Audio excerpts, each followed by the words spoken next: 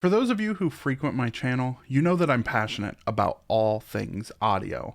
But when it comes to the entertainment industry as a whole, I have nothing but the utmost respect for those of you who do the visual side of things. So when it comes to VFX, one of my favorite channels to watch has got to be the Corridor Crew. Well, the other day, they released a video where the team made scary horror CGI, and as always, these renders are absolutely amazing. So I wanted to try my hand at redesigning the sound for them. So I reached out to Corridor Digital to ask for their permission, and the very next day, I got a response from Nico telling me to go for it. So make sure you click the card that just popped up in the top corner of the screen to check out their original video. I'll also have it linked in the description below. But let me know in the comments who you think sound designed it better.